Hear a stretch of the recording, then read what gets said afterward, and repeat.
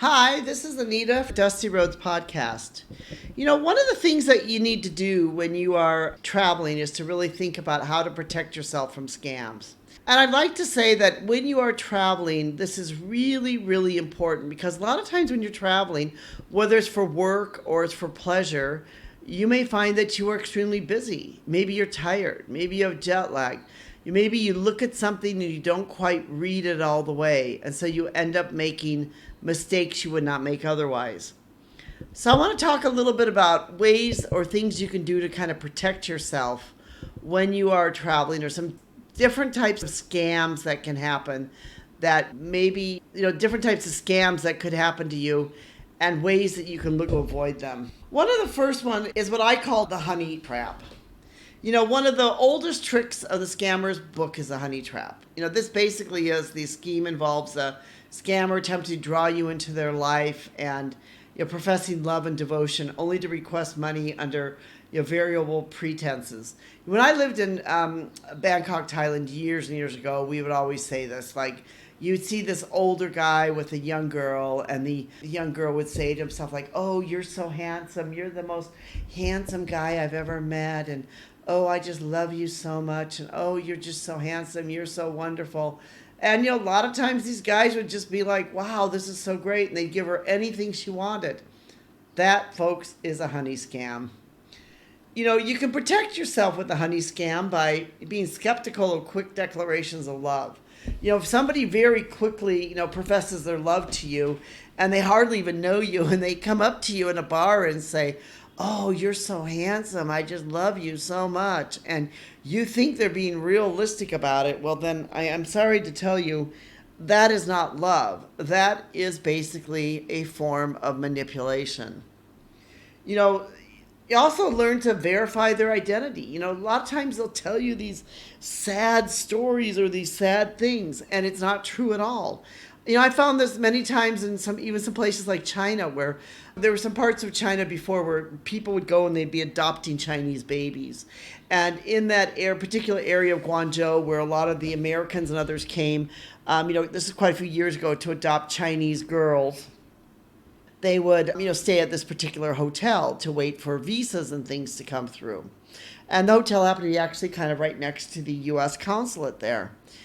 And if I'd walk in that area, you see these women holding babies, and they start saying, oh, I can't feed my baby. Oh, I can't feed my baby. And, only to find out later that it wasn't even their baby. They were just like renting somebody's random baby and going out in the street and getting money.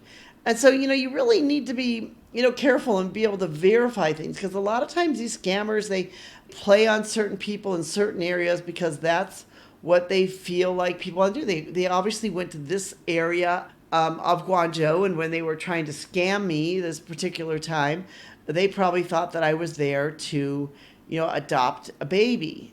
And so they thought that all they had to do was just, talk about, oh, poor them, and they had no money, and, oh, they needed to feed their baby, and et cetera, et cetera. And then I would then hand them over $100. You have to verify things.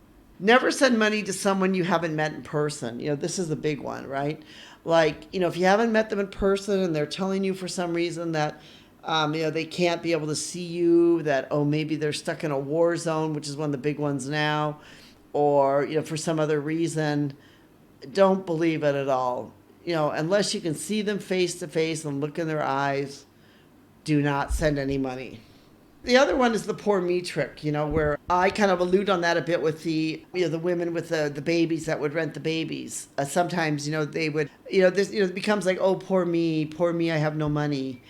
Poor me, I all these other type of things. We see this all even in cities in the United States, you can see the same thing too.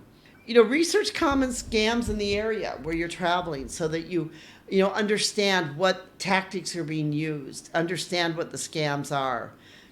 Trust your instincts. If something feels off, it probably is. And give wisely. If you really want to give, maybe give to a reputable charity. Give to a local reputable charity, someone is going to use the money right, instead of putting the money in the hands of some random person you're not sure about. The other thing in today's world is banking, of course, and bank communications. If you are traveling and you're making some, bank accounts, first of all, number one, use a VPN so that you cannot have somebody hack your computer or your system at all. And then, make sure any phones or other things that you get, that you verify and check that it is the actual bank. If my bank sends me a notice, I will usually get on the phone and call them and a number that I know is their number, because I'm not sure whether or not it's a scam. I just got a email the other day, which sort of, took me by surprise twice. It was for Geek Squad for Best Buys. And I know I don't buy much at Best Buys in the United States, but I did maybe once. It was about something renewing the Geek Squad. And I thought, I hope they're not charging me for this. And then as I looked closer, I saw, wasn't even from a Best Buy's email. They weren't even trying to cover up the fact that they were scamming. They were just trying to get somebody off their loop, and that somebody would click on it and they would make a payment, not $49.99, but $499.99. So they essentially just changed the dollar or changed the dot on a payment and was just hoping that somebody would be stupid enough to pay them. So if you're traveling and you're tired, make sure you really check this. Be wary of, too good to be true offers. If somebody's giving you too good to be true offer, there might be a reason why. If they're saying that they will take you around town for half the cost of somebody else, there might be something else in it for them. If they are trying to, for some reason, trying to give you this is, you think this offer is too good to be true, there probably is a reason why it's too good to be true. There is more than likely a scam element involved in this. So this means that you really need to understand what the market rate is, what is going on in the area where you're traveling, so that you really understand the knowledge of what is going on, so you can tell whether or not you're being scammed or not. And maybe even then they're giving you too high of a price. It doesn't have to be a low price. It could be a high price. They're charging you double or triple. We any of us that have traveled have had this happen to us with taxis. We're suddenly get a taxi and the driver wants to have double or triple what it actually should be. We had this happen to me once with a friend of mine whose husband actually worked for the U.S. Embassy, and the driver was trying to get more money from us, and actually, as it ended up, the embassy guards happened to be by there, and the embassy guards came and and basically got us out of this really bad situation. But where this guy basically was trying to rip us off for like 3 or 4 times the amount we knew. But we knew what the amount should be because we did this route all the time. And we knew exactly what the cost should be for this. So we were willing to pay him the regular cost for it, but he wanted to have 2 or 3 times the amount. And this actually was, I should point out, was a car that we were waiting for a grab taxi to come, which is unmarked, and the guy saw us waiting there, and we got in without verifying we were in the actual taxi we should have been. So in a way, it was kind of our fault too, because the fact that we should have verified we got in the right car, and then it ended up being a real mess and almost got violent, which was quite, surprising for us both. Protect your personal information.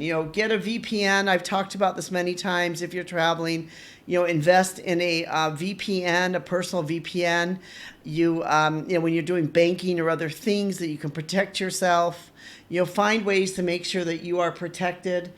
Be cautious online. Be cautious of stuff you give out on social media. WhatsApp now is a big one where people are trying to scam you, as is, Facebook and other places. Stay informed about new scams. A lot of times, there's websites dedicated to this. There's been a lot in the news recently about people being scammed out of money. And also, U.S. Embassy may actually even have some safety concerns about certain areas of the world where you're traveling, where they may tell you to watch out for this or watch out for that. Before you're going to go somewhere where you're unfamiliar with, check those out and see if there's anything that you should know about.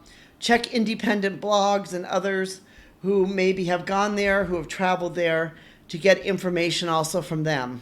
But most of all, if you're going to travel, have happy travels and enjoy your travels, but be vigilant. Look around and just be wise. And if you're wise, it will all be okay. This is Anita from the Dusty Roads video. Thank you so much for joining with us. We hope that you'll subscribe. You'll be part of our community. We love to have you be part of our community. and that you'll join with us and be part of living your life as a global citizen. Thank you so much.